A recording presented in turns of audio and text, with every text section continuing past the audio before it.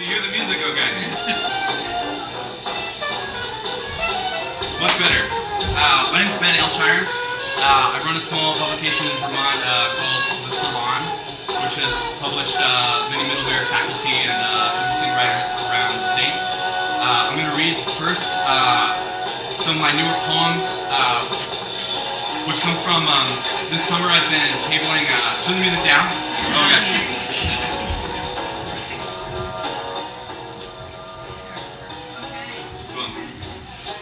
The press, Honeybee Press that I work with, has been tabling at the Burlington Farmers Market all summer. And to entice people to come by our publications, we've been having resident poets writing poems on typewriters spontaneously for the passersby, which has worked out very well, and that's a lot of my newer work.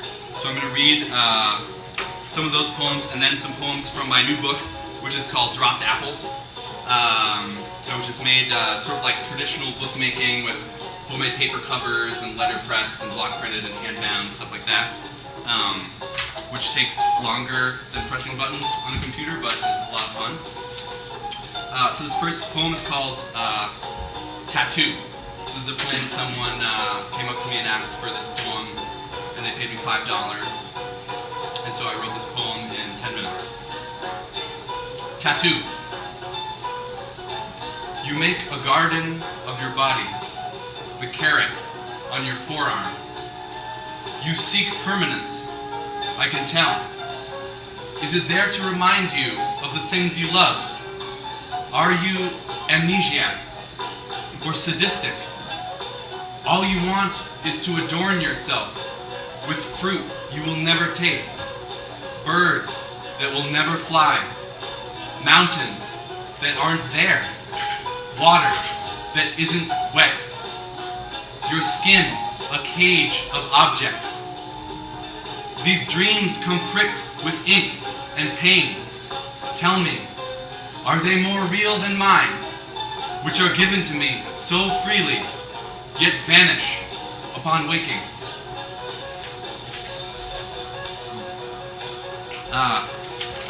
I've gotten obsessed with leaves recently, maybe because of the autumn, and I've been writing onto leaves, and they say strange things, and so this is one of those ones. It's called Leaf. Do not weep for me, even though they will burn me in a pile of my brothers. Can't you see them cinching the black plastic over our heads? I count myself lucky, for I will never see that barren fourth season which knows you so well, which gnaws you. This is carved onto your face in an alphabet you choose to never learn. You cannot understand my bliss. In the farmer's market, people are always asking for vegetable poems, which is natural, I think. So this one is called, oh, by the way, this is 15 minutes of Cannonball Adderley, so I'm supposed to read for 15 minutes, so as it ends, I will end, instead of having a clock or something like that. So this is called Radish's Lament. Bundled with my sisters, the dirt was robbed of me. The earth is poorer without me, without my mouse's tail, my red skirt over my full white belly. Am I not pretty? You tended me so tenderly. No, don't think me innocent. I understand already that I alone will never be enough to satisfy you, the pacing wolves of your daily hungers. Oh, that I might finally fill you the way your garden was filled with me. And this one's called Carrot. Before there were angels, I was a flaming sword plunged into the earth. Before there were plowshares, I fed armies of innocence. Before there were forges, I was forged with rain, with copper, with feces. The birds carried my seeds like prophecies. You cannot eat me without reading the urgent words I was grown to teach you.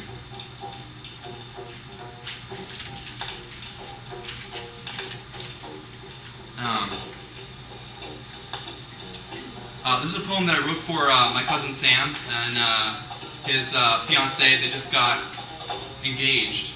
So sometimes people give you a little bit of, there's some information there that you have to work with.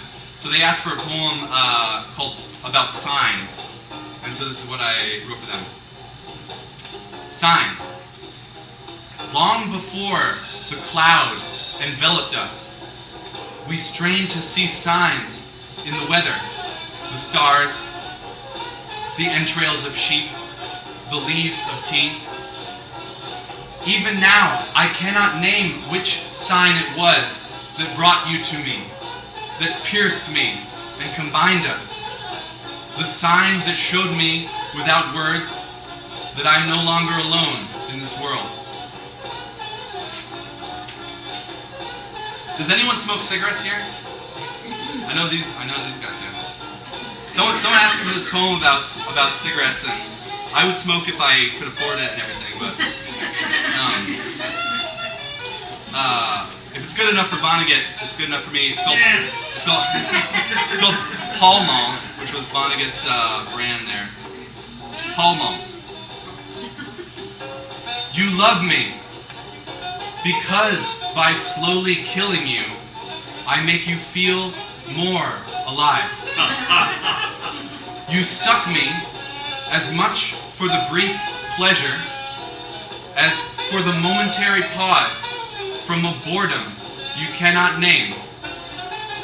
I am the nipple of your mother, which you again and again set aflame.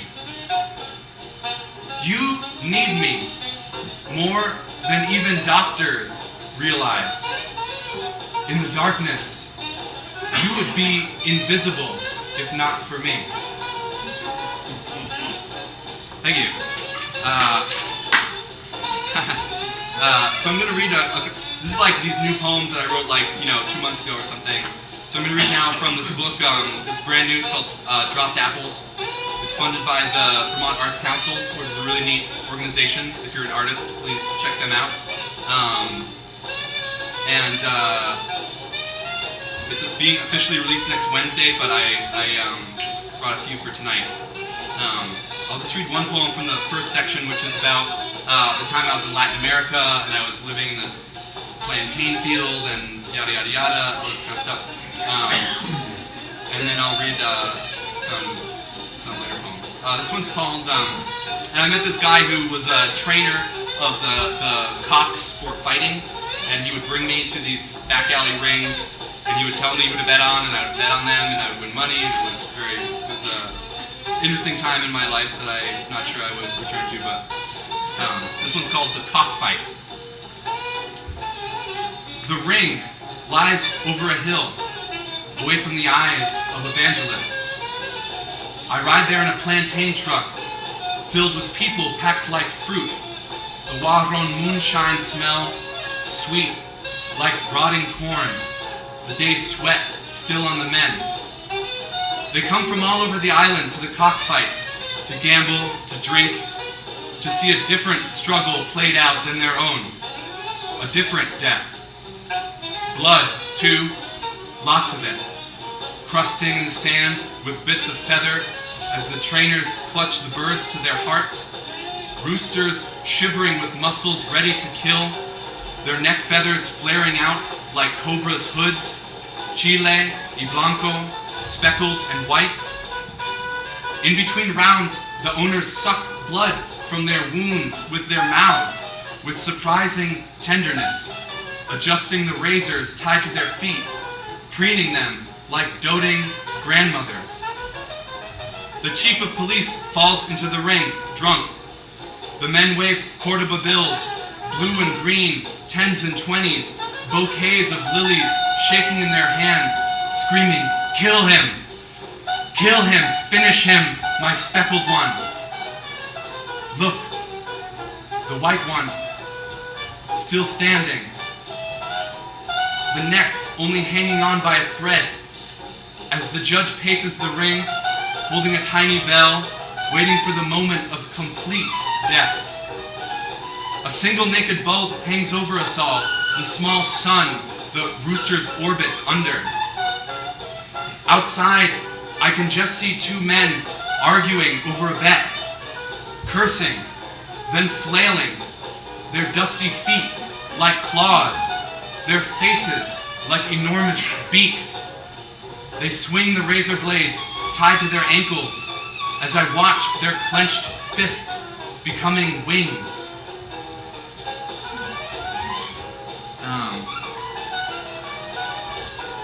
I'm not sure how much time I have left here. So I'm going to read a poem for Barack Obama because I'm sure we're all very glad that he is in there now. I really love water sports. So this is a poem about water sports. It's called Waterboarding. We all used to go waterboarding as small children in the Hojo swimming pool, although now it's a Red Roof Inn. They were always having birthday parties there, the parents who could afford the place. And someone always remembered to bring the foam boards, painted like ferocious sharks, our skinny buns skimming the surface of the pool, tummies filled with birthday cake, paddling, giddy, with the sudden discovery of seafaring, like a pool full of wee Magellans. Of course, Ashley's parents were Sunni, and Bobby's Shia, so whenever the interrogators came by, they always gave him an extra hard time, letting those big German shepherds gnash their teeth a bit closer to his tiny penis. It ruffled some of the parents' feathers. Sure, I'll be the very first to agree with you. And when Bobby's older sister refused to cooperate, well, they put the jumper cables right on her budding breasts. I remember it as two copper alligators biting her, a red alligator and a black alligator. They were jeering her.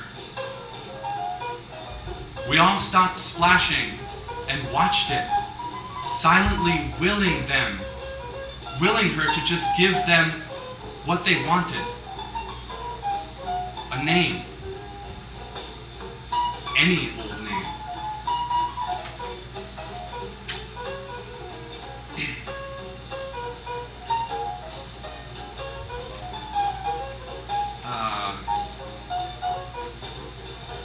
Because, oh, and that's it.